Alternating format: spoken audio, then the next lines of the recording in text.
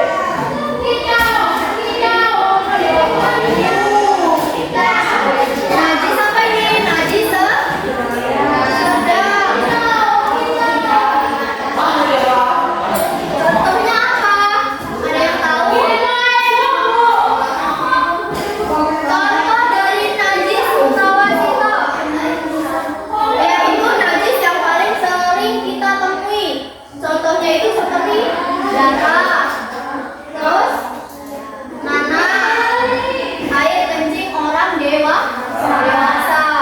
Terus apalagi kotoran manusia atau hewan. Terus bangkai, kecuali bangkai ikan dan belalang. Jadi cara membersihkannya gimana? Ada yang tahu nggak? Kita membersihkannya sampai warna atau bau dari najis itu hilang ya. Warna, bau, dan rasa jika itu ada rasa ya, itu sampai hilang. Kalau rasa itu sampai hilang, bau juga sampai hilang, dan warna itu sampai hilang jika najisnya terlihat. Kalau najisnya terlihat berarti dari warna. Kalau najisnya tidak terlihat berarti kita dari bau. Terus rasa. Jadi cara membersihkannya dengan membersihkan bilangnya ini rasa, bau, dan warna. Caranya bagaimana? Biasanya dicuci. Beda dengan najis apa yang pertama, mughallazah. Kalau di najis mutawasithah itu contohnya tadi ada air kencing orang dewasa.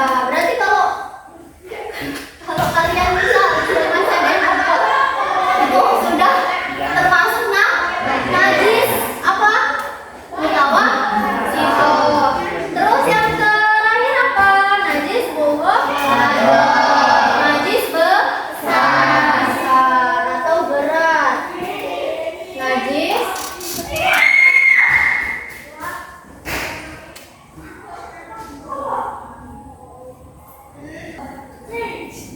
Jadi najis mughallazah itu najis yang paling berat. Cara membersihkannya yaitu mandi wajib.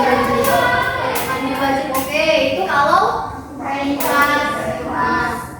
Tapi ini kita bukan tentang itu ya. Kita bukan najis tentang yang ke situ. Kita najis tentang yang ke contohnya air liur anjing. Terkena air liur anjing. Air liurnya ya. Terus kencing anjing. Terus tadi dan keturunannya lain. Itu namanya najis mughallazah. Cara mensucikannya yaitu apa? Dicuci 7 kali ya, benar sekali. Dicuci 7 kali dengan menggunakan air dicampur dengan tanah. Jadi 7 kali itu salah satunya itu dicampur tanah. Paham?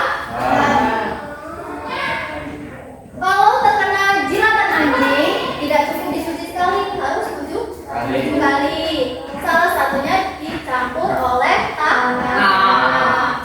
Jadi ibu bertanya, kalau baju kalian kena darah karena jatuh, itu najis apa sih? Sucikannya apa? Gimana?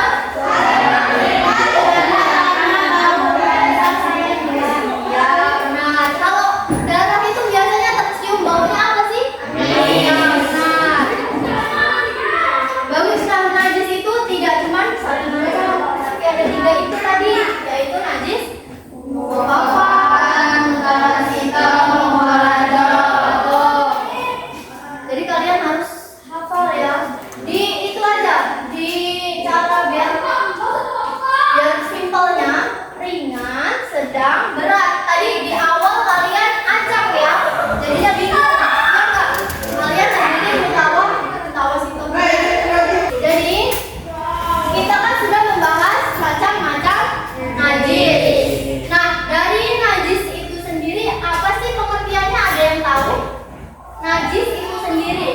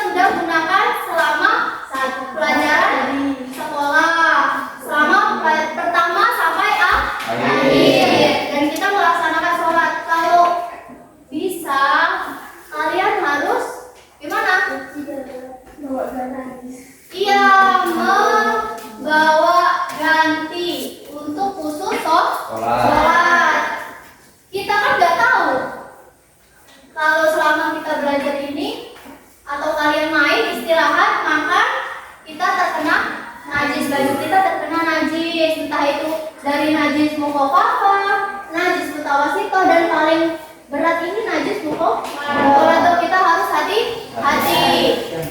Jadi anak-anak, kita belajar najis untuk bukan cuma supaya kita hafal saja bukan macam-macam najis, nama-nama najis, bukan cuma untuk menghafal, tapi juga menerapkan supaya gimana kita setiap hari menjalankan sholat ibadah.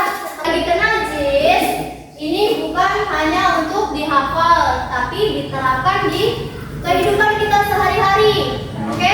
Ini penting ya, apalagi kita sampai bertemu dengan najis mukhafafa. Itu najis yang sangat berat. Mulai sekarang kalau baju atau badan kita kena najis, sebaiknya kita ngapain sih? Cuci. Bersuci. Karena orang beriman itu bukan hanya rajin sholat, tapi menjaga kebersihan. Ya, oke. Orang beriman itu salah satunya menjaga kebersihan, bukan hanya untuk badan, pakaian, tapi lingkungan. Paham? Bukan hanya materi, tapi diterapkan. Oke? Sudah paham semua ya? Sudah. Tidak ada yang ditanyakan lagi? Tidak.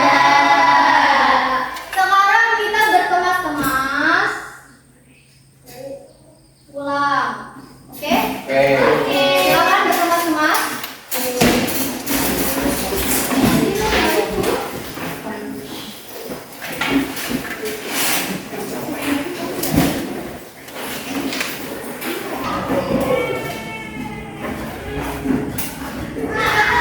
Baik, sekian untuk hari ini. Semoga bermanfaat dan bisa diterapkan di kehidupan.